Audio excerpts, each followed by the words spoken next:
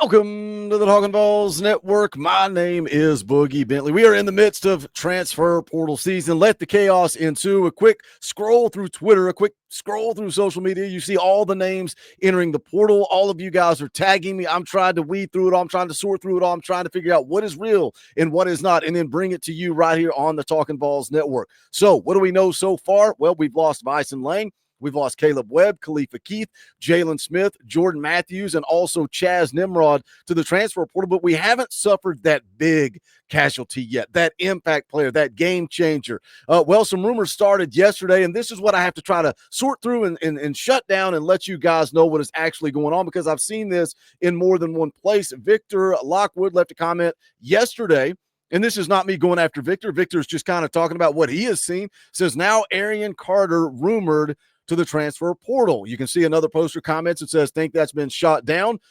Victor says, I so hope you are right. So where did this come from? Why are people talking about Arian Carter to the transfer portal? Remember what we talked about in yesterday's video. Austin Price of VolQuest put out on the message boards. He said nobody's roster is safe. Agents are in play here. Guys are pushing for more money. So is that something that Arian Carter would do? Well, I start tracking it down on the internet. It ends up where, of all places, on the VolQuest message board. A poster goes to the GQ and says, I just heard some bad news from a buddy with connections to the team. One of our best defensive players is about to hit the portal. Now, what happens there? That leads into a long, drawn-out thread, back and forth speculation about who it is. Is it legit? Is the poster legit? Does the poster know anything at all, or are they just full of it? Is it Jermod McCoy? Is it Joshua Josephs? Finally, the poster spills and says it is Arian Carter rumored to the portal. Again, you go back to the comment section. Another poster says that got shot down. Austin Price comes into the thread and says he has not heard anything about Arian Carter's name, but he also said, I'm not saying that it can't happen. I've just not heard anything about him. So again, there's no steam there, but I think if we as fans maybe knew some of the stuff that those experts and insiders heard behind the scenes, all the names that pop up. I mean, look, this just popped out yesterday. Braylon Russell, Arkansas running back, entered the transfer portal and then quickly withdrew his name from the transfer portal. Now, if you remember Braylon Russell, he was a running back that Tennessee was in on, went down to the wire. They were actually the runner-up in his recruitment. Now, Brent Hubb said that he was probably looking for anywhere between $500,000, $1 million. That is what is happening. These guys are leveraging for more money. Now, not all of them. Some of these guys are looking for playing time. Some of these guys are getting told to leave. That's just the reality. It is a business now. But when you see a guy like Braylon Russell, his name rumored, then he pops in the portal for a cup of coffee and then pops right back out, that tells me Arkansas gave him the amount of money that he was looking for. So when we talk about transfer portal rumors, when we talk about an Arian Carter, is there anybody on this team that would possibly do that? A guy that would say, hey, if you don't give me X, Y, or Z, then I'm going to the portal. We've not seen that yet. Does that mean we're safe from it?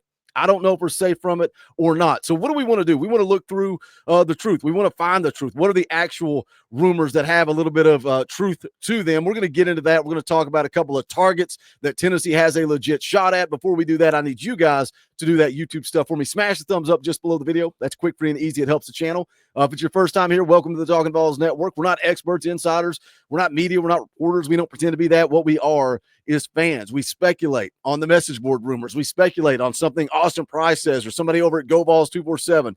That's what we do. We act as fans. So if you like it, make sure you subscribe, click the bell for notifications. You won't miss out when we go live or when we drop a video. I had a fun live stream last night. EA Sports College Football went head-to-head with Sean Cross, head-to-head with Knoxville Predator Catcher. Had a great time. But we live also tonight, Wednesday night, 7 p.m. Eastern time for Talkin VAWLS Live. So come hang out with us tonight. As far as what's going on, yesterday I made a video on Josh Thompson. He's an interior offensive lineman from Northwestern. He has a visit scheduled, 6'5", 301-pound redshirt junior. So that's a guy that there's some steam to, right? He's going to visit Michigan State, Auburn, Ohio State this week. Next week, he's going to visit Tennessee, South Carolina, and LSU. So are there any other guys that are scheduled for visits or any other guys that there is some steam with? And that is this. This is the first offer that I've seen. Wendell Moe Jr. goes to Twitter and says, blessed to receive an offer from the University of Tennessee. Now, he is 6'2", 339-pound interior offensive lineman. Again, a redshirt sophomore, so got a little bit of eligibility there. And let me say this. as we're looking to Twitter and we're surfing the message boards and we're trying to find what's real, what's not, where there is actually steam, where there's smoke, there is fire. We're looking for a little bit of smoke. Be patient. Be patient. The transfer portal just opened on Monday. It's not time to panic just because we didn't go get Williams Nwaneri on the day he entered the portal, or we didn't go get some 5-star wide receiver on the day they entered the portal. Be patient. Trust the process. I think Josh Heupel's shown a pretty dang good track record of the success he's had in the portal. The guys that he has brought in the portal, the guys that he have lost, hasn't really been that big of an impact. So I think we got to trust Heupel, trust the process, and just be patient. So Wendell Moe Jr. gets the offer, 6'2", 339 pounds, redshirt sophomore. He was a 3-star coming out of high school from Long Beach Poly in California. This is directly from a 247 Sports article.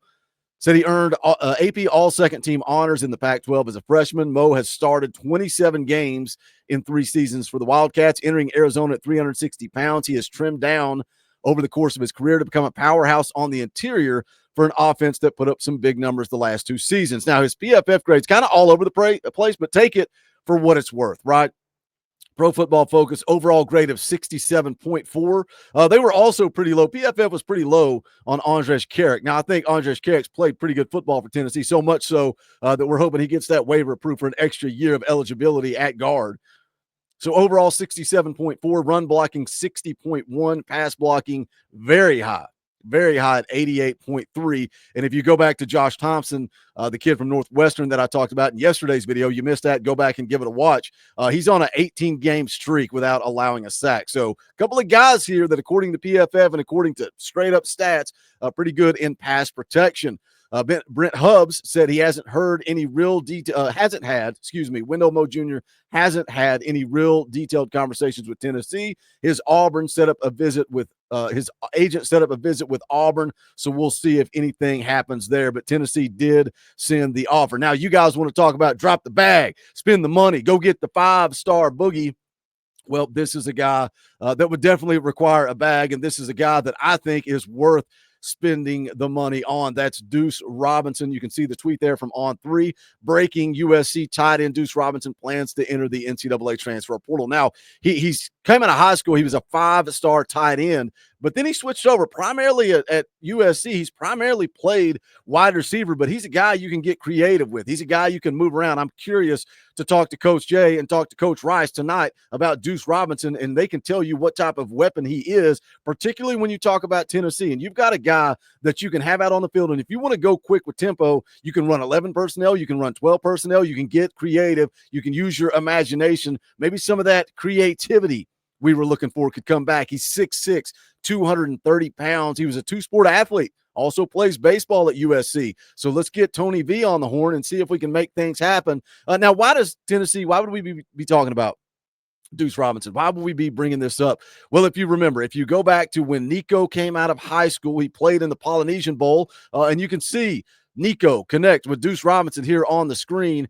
in that Polynesian Bowl. They kicked it off, formed a pretty good relationship. Tennessee was kind of late to the party, right? Tennessee was late getting in on the recruitment. It was a conversation of, hey, man, this kid has kicked it off. He's hit it off with Nico.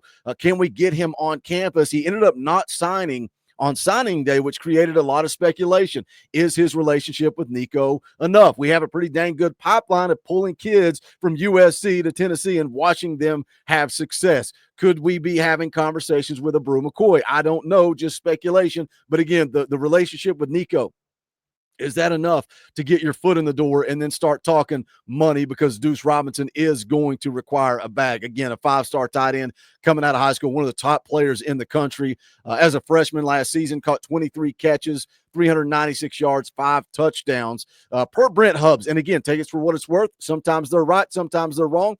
Sometimes they have information, sometimes they speculate. He says, wouldn't make a lot of sense to me.